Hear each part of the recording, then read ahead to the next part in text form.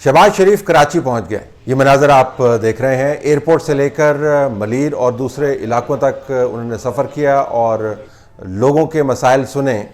ज़ाहिर है इसका मकसद ना सिर्फ ये साबित करना है कि शहबाज शरीफ अभी भी मुल्की सतह के ऊपर मकबूल हैं, बल्कि उनका दिल पाकिस्तान के हर हिस्से के लिए धड़कता है और हर जमात ये चाहती है कि उसका नाम मुल्की और कौमी सियासत के हवाले से जाना जाए, चाहे का सिर्फ एक सूबे या एक इलाके के हवाले से। तो ये शहबाज शरीफ साहब की जो सियासी उठान है उससे विजुअल्स और कराची का दौरा बिल्कुल मुताबिकत रखता है। ऐसा नहीं है कि कराची को इस किस्म के विज़िट्स की ज़रूरत नहीं है, इसके ऊपर मैं भी तफसील से बात करूंगा, लेकिन हमें इसमें से सियासत का पहलू मिनहा नहीं कर देना चाहिए, ये जानते हुए कि पाकिस्तान मुस्लिम लीग नून ने पाकिस्तान तहरीक इंसाफ की हुकूमत के ऊपर कराची के हवाले से कितना सख्त हाथ रखा हुआ है।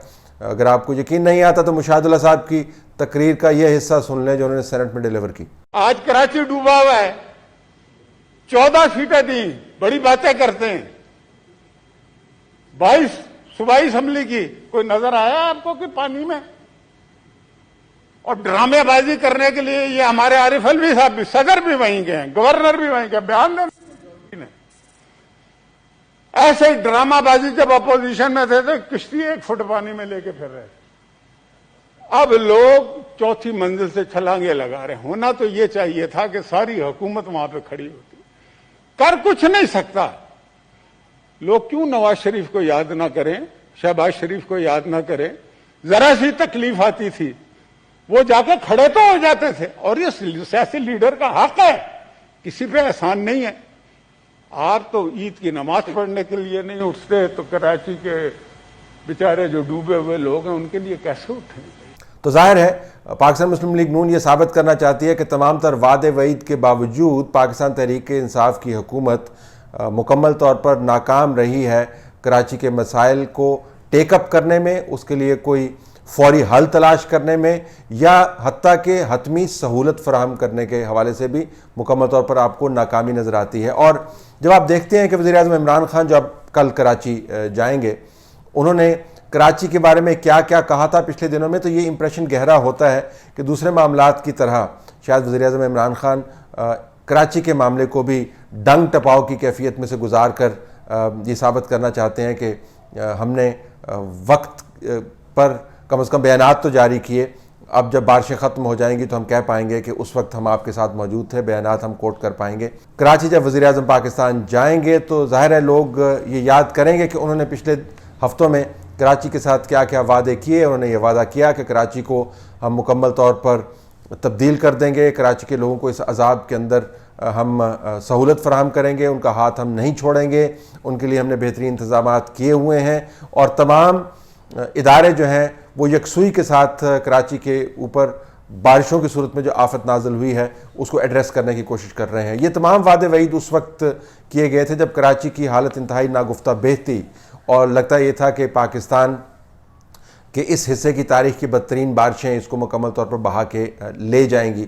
लोगों का अरबों रुपए का माल ख़राब हो गया, लोगों के घर टूट फूट गए, तमाम निज़ाम दरहम बरहम हो गया, कीमती जानें ज़ाया हुई, नाले उबल पड़े, हर तरफ से बारिश और तूफ़ान, और बीच में वफाकी हुकूमत के वादे वईद। तो ज़ाहिर है वज़ीर-ए-आज़म इमरान खान से लोग पूछना चाहेंगे, अगर उन्होंने लोगों से मुलाकात की, उन लोगों से जो हकीकी आवाज़ अपनी सुनवाना चाहें कि जो आपने कहा था उसमें से कितने पर अमल दरामद हुआ। ये इशू जो है इसको पाकिस्तान मुस्लिम लीग नून की क़यादत जो है वो हाईलाइट करना चाह रही है। पाकिस्तान के आर्मी चीफ भी कराची के ऊपर तवज्जो दिए हुए हैं, लेकिन कराची का जो मसला है अमलन पानी सर के ऊपर से गुजरने वाला मसला है।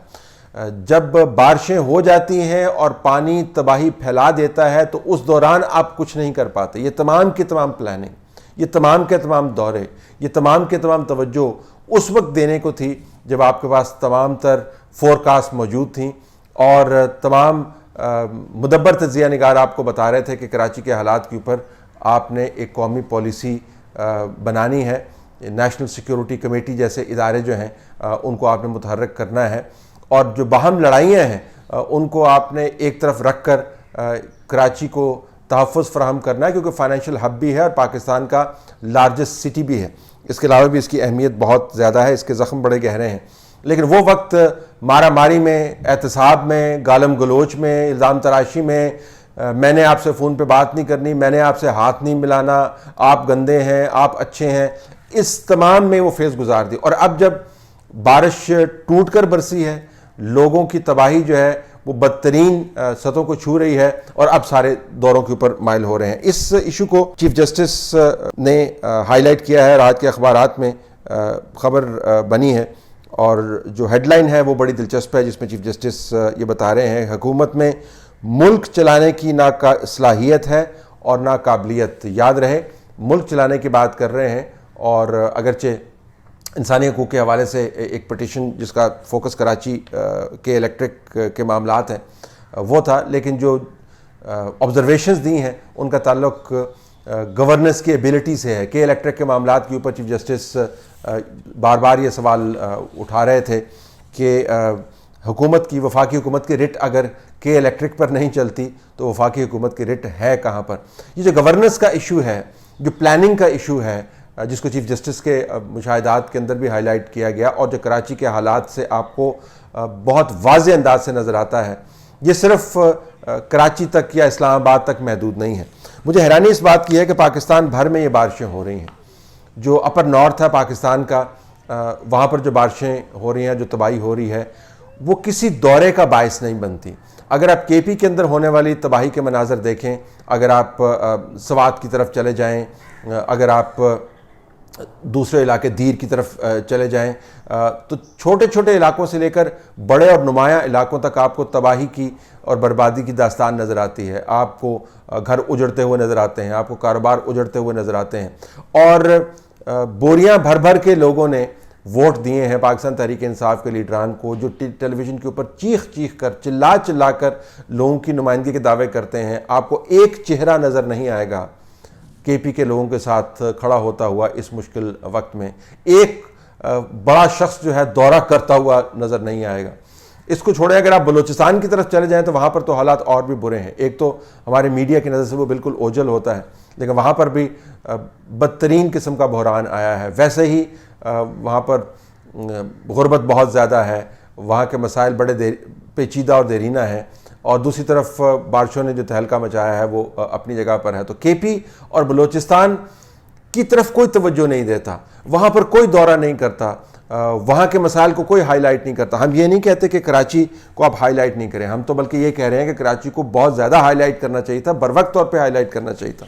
لیکن ہم صرف یہ کہہ رہے ہیں کہ یہ جو ٹیلی ویژن کے اوپر آنے کا شوق ہے، یہ جو دوروں کے ذریعے اپنی ذمہ داریوں کو نہ پورا کرنے کی وجہ سے جو خلا پیدا ہوتا ہے اس کو پر کرنے کا شوق ہے، یہ جو لوگوں سے ٹیلی ویژن اور ٹویٹس کے ذریعے 2 نمبری کا شوق ہے، اس نے اس ملک کو تباہ کر دیا ہے. گورننس ایک سنجیدہ موضوع ہے، اس کے اوپر تمام تر توجہ چاہیے، اس کے اندر دماغ کے تمام کونے روشن کرنے پڑتے ہیں، اس کے اندر ذاتی بغض، تعصب اور خام خواہ کا غرور اور تصنع اور بناوٹ پرے رکھنا پڑتا ہے. آپ کو سخت قسم کے فیصلے کرنے پڑتے ہیں، اور سب سے اہم بات یہ ہے جو قومی فورم موجود ہیں وہاں سے آپ کو پالیسی کا اجرا کرنا پڑتا ہے. مجھے یہ سمجھ نہیں آتی کہ شہباز شریف کراچی کی گلیوں میں گھوم کر انہوں نے کراچی کے لوگوں کا کیا فائدہ کیا ہوگا.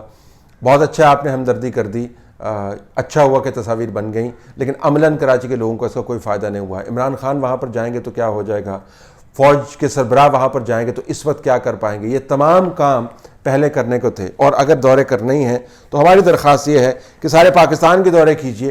ہر کونے کے اندر بارشوں نے تباہی مچائی ہوئی ہے، ان لوگوں پر بھی توجہ دیجئے جو ہیں تو پاکستان کے شہری لیکن کراچی کی طرح اہم شہروں کے اندر نہیں بستے اور کراچی کے گرد گھومتی ہوئی سیاست کا حصہ نہیں ہیں. ان کے اوپر بھی تھوڑی سی توجہ دیجئے. وہاں پر بھی بہت تباہی ہوئی ہے، لوگوں کی زندگیاں بڑی برباد ہوئی ہیں. کراچی ایک استعارہ بن گیا ہے جو عدم صلاحیت ہے گورننس کی، جو آپ کو معیشت میں نظر آتی ہے، جو خارجہ پالیسی میں نظر آتی ہے، جو داخلہ پالیسی کے اندر نظر آتی ہے، جس کی لیپا پوتی کر کے، جس کے اوپر مسکارا لگا کر جو چاپلوس اور پالشیے میڈیا کے اوپر بیٹھے ہوئے ہیں آپ کو کامیابیوں کی روزانہ داستانیں سناتے ہیں. یہ استعارہ ہے نااہلی کا، ناکامی کا اور پالیسی سازی کے ان بنیادی خامیوں کا جس کے اوپر پاکستان میں کوئی توجہ نہیں دیتا. جو بارش، طوفان اور خدا کی طرف سے جو امتحان آیا اس سے کہیں زیادہ بڑا قہر ہے.